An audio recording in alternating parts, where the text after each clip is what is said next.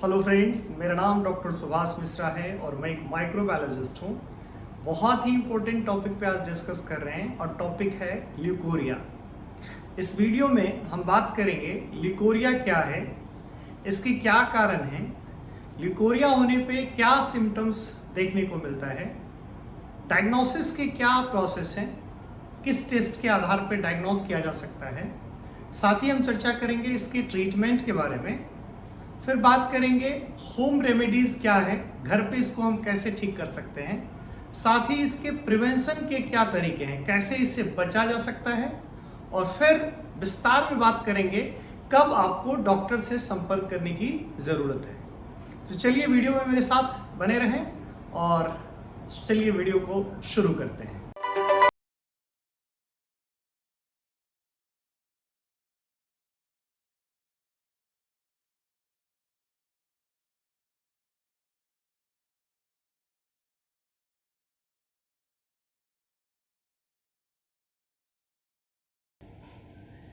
Leucorrhoea एक ऐसा condition जिसमें फीमेल के वेजाइना से व्हाइटिश येलोइश मटेरियल डिस्चार्ज होना शुरू हो जाता है। कई सारे फीमेल में ऐसा देखने को मिलता है। कई बार जब डिस्चार्ज बढ़ जाता है तो डॉक्टर का कंसल्टेशन बहुत ज़रूरी हो जाता है।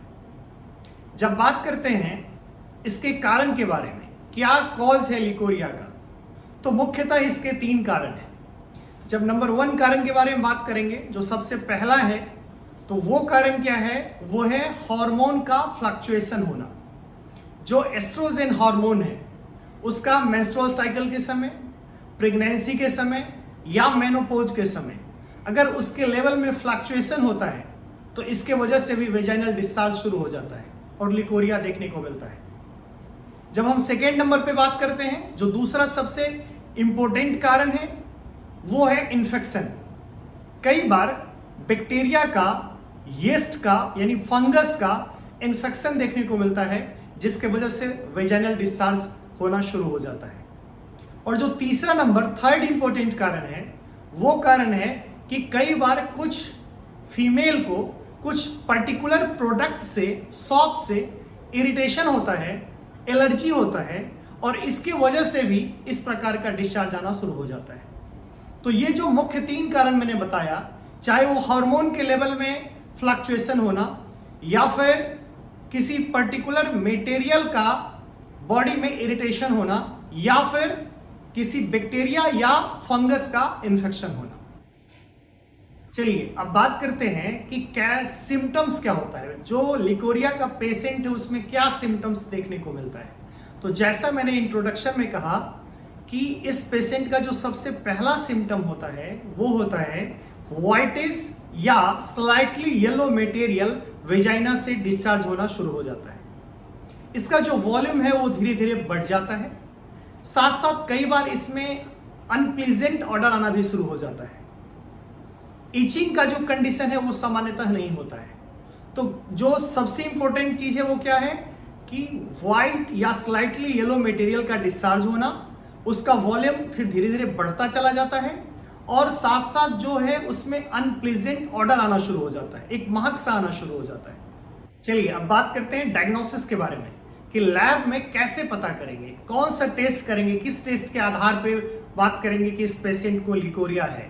तो सबसे पहले अगर ल्यूकोरिया का कंडीशन है, जब आप डॉक्टर से कंसल्ट करते हैं तो डॉक्टर आपसे फिजिकल एग्जामिनेशन करते हैं, आपसे बात करते हैं, आपसे हिस्ट्री लेते हैं कि कब से ये प्रॉब्लम है, आपका जो डिस्चार्ज का समस्या है वो कितने दिनों से है।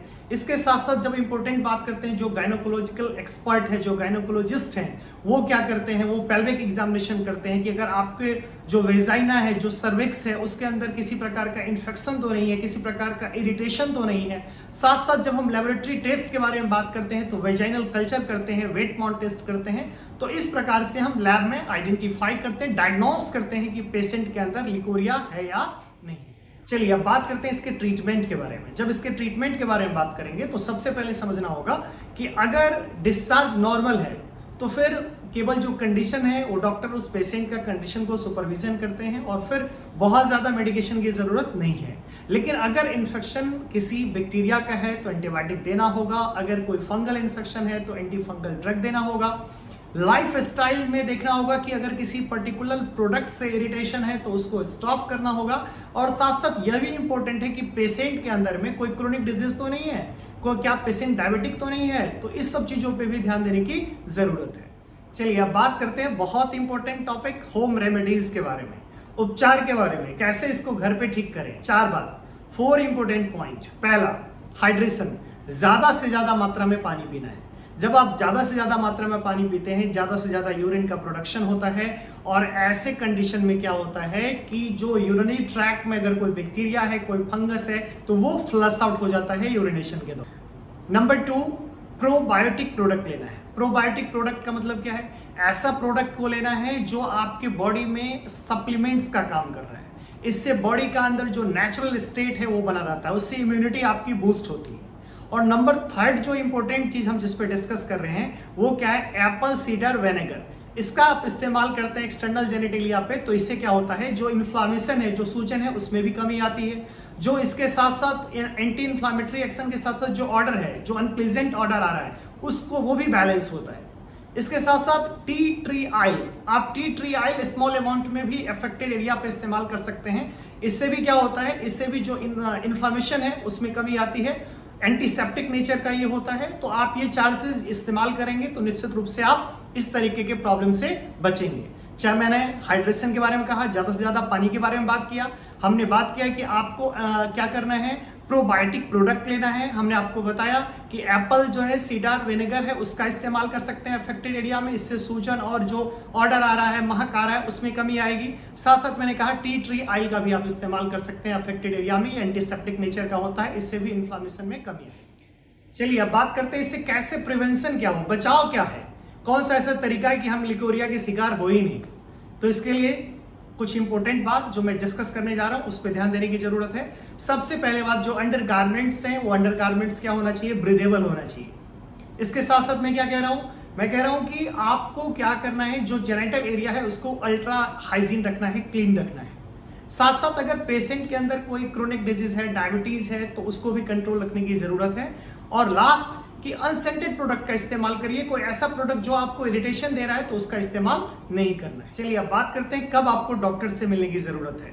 सबसे पहली बात, अगर ये डिस्चार्ज 1 वीक से ज्यादा हो रहा है, डिस्चार्ज का जो मात्रा लगातार बढ़ रहा है, इसमें अनप्लेजेंट स्मेल आना शुरू हो गया, इसमें ऑर्डर आना शुरू हो गया, तो इस तरीके का अगर कंडीशन लगातार आप में बना हुआ है तो निश्चित रूप से आपको डॉक्टर से कंसल्ट करना चाहिए। आपको खुद से ट्रीटमेंट स्टार्ट करने से बेहतर है कि आप डॉक्टर से मिलें, प्रॉपर डायग्नोसिस कराएं, प्रॉपर ट्रीटमेंट कराएं। आप निश्चित रूप से जल्दी क्योर हो पाएंगे। मैं उम्मीद करता हूं बहुत ही साइंटिफिक तरीके से आपको इस तरह जो टॉपिक है लिकोरिया, इसके बारे में मैंने समझाने की कोशिश किया।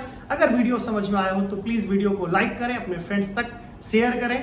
Thank you so much.